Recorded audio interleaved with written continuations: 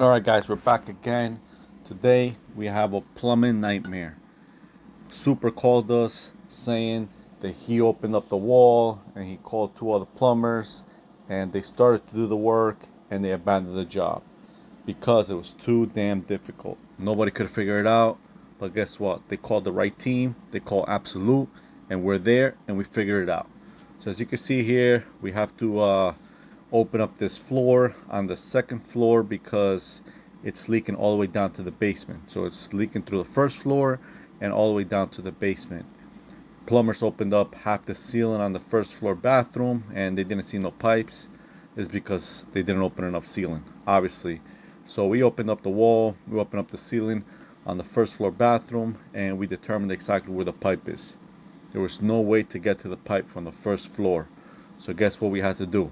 We had to go up to the second floor and open up the floor. It's an old building, probably 120 years old. All the plumbing is on the floor, mortared in.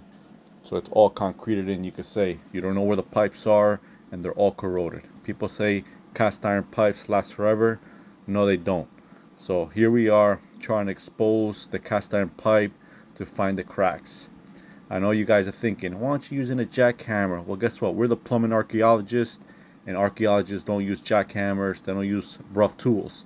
So we have to easily find the pipe because we don't want to make more damage hitting a pipe with the jackhammer.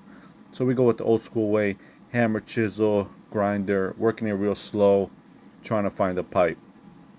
I'm opening up the wall here because this is a back-to-back kitchen and bathroom sink, which most likely that's the line that's leaking on the horizontal. And once I see it, you can see it's all cast iron here. It's double cross TY going for the kitchen and the lav. And look at that, epoxy on the PVC. That you could see from the first floor. But all that down there is it was all buried under the mortar, and we found the leak. It's all cracked, as you can see here. So once we discover exactly what it is, we have to get to work. And you can see this. Look at this. You got PVC with epoxy. You got cast iron that's cracked. You got pegs from Home Depot with SharkBite fittings. Who knows what plumbers they used to use before. But anyway, we're here to rescue them. So we're going to start cutting out that cast iron.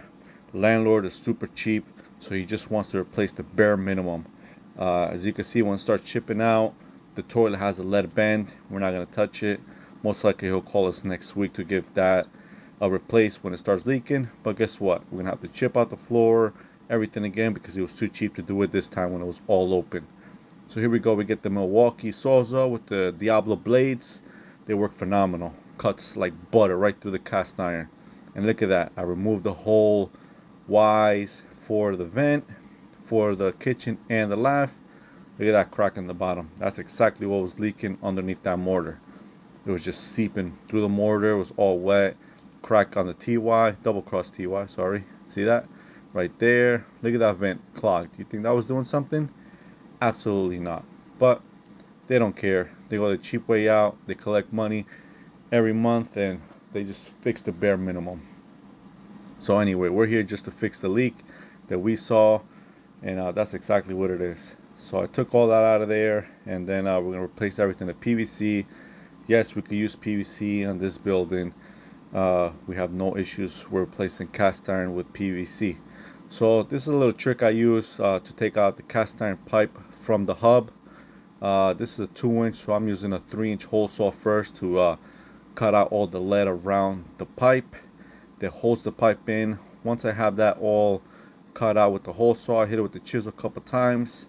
Usually it pops right out. This one was real stubborn. I had to cape it out a little. So once I caped it out a little, hit it with the hammer and chisel, and boom, you can see it pops right out. Alright. The other secret I have under my sleeves that I use all the time and it works beautiful is clean out the hub. I like leaving it spotless, as you can see here. I use a 3 1/4 hole saw with some oil and just go out to work. It goes right through it, right flush with the hub, and it leaves it spotless, like brand new. That donut is going to fit in there. It's nice and smooth. You're not going to have any leaks, and you're going to have a fresh start. Look at that. Beautiful. Huh? Can't compare that to nobody. Leave me in the comments down below if you guys have another secret that you guys use for cast iron, but I find this is the easiest one to clean out that hub and leave it spotless. That way you have no debris inside there for the new donut. So since I use oil for lubrication, I do use alcohol to clean the hub afterwards. That way try to remove as much oil as possible. As you can see, I'm measuring for the donut. I put a little silicone on the donut just to give a little lubrication, then also just in case to prevent any leaks from little debris build up there from porous cast iron. So I got a new double cross TY going in for the kitchen, and this side is for the lavatory, obviously inside the bathroom.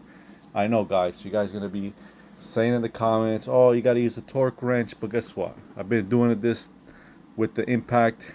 You're gonna need finger control. That's all you need, finger control. Don't tighten it up real good, just real snug, and that does the trick. No leaks, no nothing, never had an issue. So here we go again. We got the drain all set. We got the vent for the tub. Now this is gonna be the tricky part because we don't have a lot of space going on here to connect that shower. So I use a Street 90 going into that TY and a 45. I was lucky enough to have enough space to cut all that out. I couldn't fit the PVC cutter, but guess what I have? String cutter. I'm not sure if you guys ever use one of these, but it's the best. Yeah, guys, I could have used the Dozer, but guess what? I didn't because I didn't want the vibration to crack the tub. The shower trap underneath the mortar. Who knows what they did? So string cutter, and you can see this. You go to work, probably half a second to a minute it takes. Once you get started, don't stop, because if you stop, the PVC melts back together and that string cutter shot. So look at this, couple seconds, and once you're done, pop. Look at that, nice slow motion action. String cutter for the win. Boom, and we're back again. Start primering. Yes, we use purple primer, nice and clean, not purple primer all over the place. And look at that, beautiful job. Nice and done. Look at that donut, little silicone around it, not gonna hurt anybody. Not the right way, but it's always works. Been doing like that forever, and you have no issues at all. Now after that, we go to the other side and we got to connect the kitchen sink. So as you can tell here, the existing hole was real low. I should have took a picture of it before, how the trap was. The trap was like sideways, and they tried to connect to the sink. They half-assed it. So guess what? We're doing it the right way. We've raised it up a little. We're measuring out for the trap, and we barely made it with no issues. Now I slap that on a scutcheon. You guys are saying, why you slap on a scutcheon if the hole from the existing hole is still there? The contractor is going to come back when he tiles, and he's going to patch over that, and the scutcheon is going to fit beautiful. Look at that. Nice job. Everybody's happy. Kitchen sink is connected. Once the contractor tiles, finishes the sheetrock, we'll be back and I'll set everything up. So this is the first floor, like I told you before. As you can see, it's all cast iron. It's all cracked. Vents all cracked. It's horrible. We need to replace the whole thing. Look at that lead bend. You can see it's leaking. You'll call us next week to replace that. But anyhow, the leak that was leaking that we saw, it's all fixed. It's all ready to go. If you live in North Jersey, need some plumbing work done, residential or commercial, give us a call. Let us know you saw us on YouTube. We'll take care of you. See you on the next one. See ya.